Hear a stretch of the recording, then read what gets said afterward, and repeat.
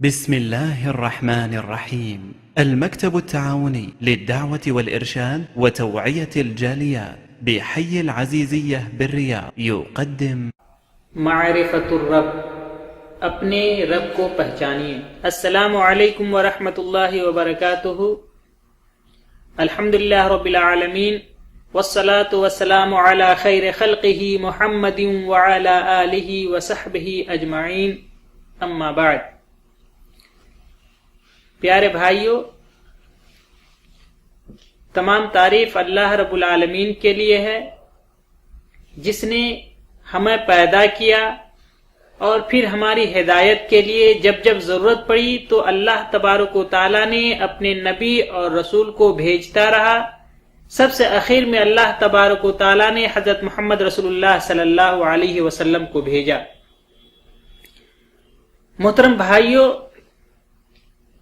جانتے ہیں کہ یہ اللہ کا نظام ہے کہ اللہ تبارک و تعالیٰ نے انسانوں کو دنیا میں بھیجا ہے، پھر اس کے بعد اسے یہاں سے جانا ہے، اور جب جائے گا تو آخرت کی سب سے پہلی منزل جو ہوتی ہے وہ قبر ہے۔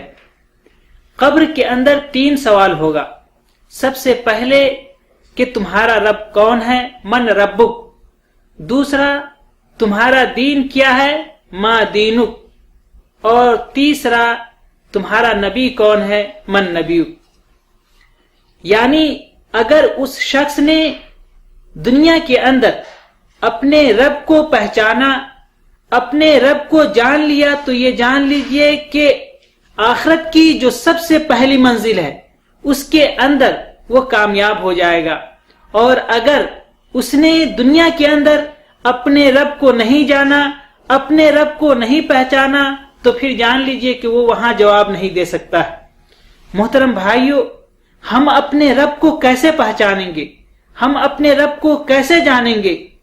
اگر انسان دنیا کے اندر اللہ رب العالمین کی آیتوں، ان کی نشانیوں پر غور کرے تو اسے بخوبی پتہ چل جائے گا۔ اگر وہ اللہ رب العالمین کی مخلوقات کے اندر غور کرے تو اسے پتہ چل جائے گا کہ ہمارا رب کون ہے۔ دیکھیے کہ اللہ رب العالمین کی نشانیوں میں سے ہے سورج، چاند، رات، دن، کہ کس طریقے سے اللہ رب العالمین سورج کو صبح میں پچھم میں ڈباتا ہے اور پورب سے نکالتا ہے۔ ایسے ہی رات کے اندر اللہ رب العالمین چاند کو نکالتا ہے۔ پھر کس طریقے سے اللہ رب العالمین دن و رات کو الٹتا پھیرتا رہتا ہے۔ دن کے اندر انسان کام کرتا ہے اور اس کے بعد رات کے اندر آرام کرتا ہے۔ ایسے ہی اگر وہ شخص خود اپنے نفس کے اندر غور کرے کہ کس طریقے سے ماں کے پیٹ میں اللہ تبارک و تعالیٰ نے اس کی پرورش کی 9 مہینے تک، پھر اس کے بعد اسے دنیا کے اندر لایا، اور دنیا کے اندر لانے کے بعد اسے جن جن چیزوں کی ضرورت پڑتی رہی اللہ تبارک و تعالیٰ مہیا کرتا رہا۔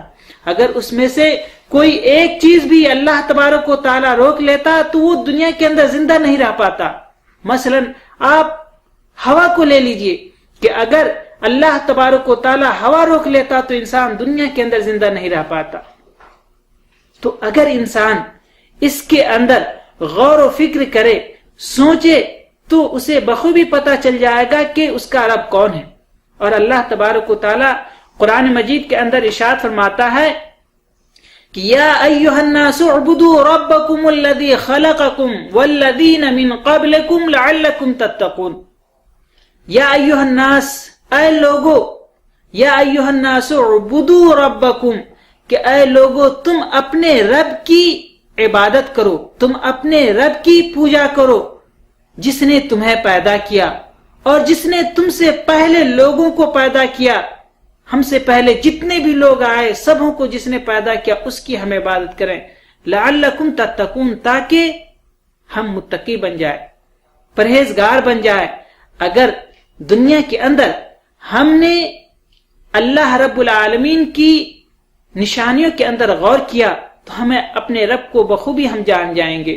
ایسے ہی ان کی مخلوقات میں سے ہے جیسے اللہ تبارک و تعالیٰ نے آسمان کو بغیر کھمبے کے بنایا، اس طرح دنیا کے اندر کوئی بھی طاقت نہیں ہے جو بنا سکے۔ اللہ تبارک و تعالیٰ نے زمین کو بنایا، آپ اس کے اندر غور کریں تو ہم اپنے رب کو بخوبی پہچان سکتے ہیں کہ ہمارا رب کون ہے، ہمارا خالق کون ہے، اور جو ہمارا خالق ہے، جو ہمارا رب ہے، ہمیں چاہیے کہ ہم اسی کی عبادت کریں، اسی کی پوجا کریں، اس کے علاوہ کسی اور کی پوجا نہ کریں، کسی اور کی عبادت نہ کریں۔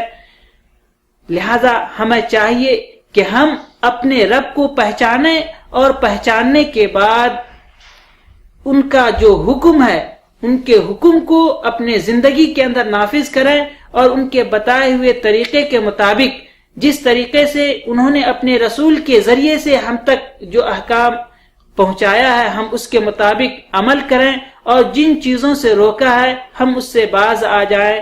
آخر میں دعا ہے کہ اللہ تبارک و تعالی ہم تمام لوگوں کو سیدھے راستے کی ہدایت فرمائے، آمین۔ وآخر دعوانا ان الحمد للہ رب العالمین۔ السلام علیکم ورحمۃ اللہ وبرکاتہ۔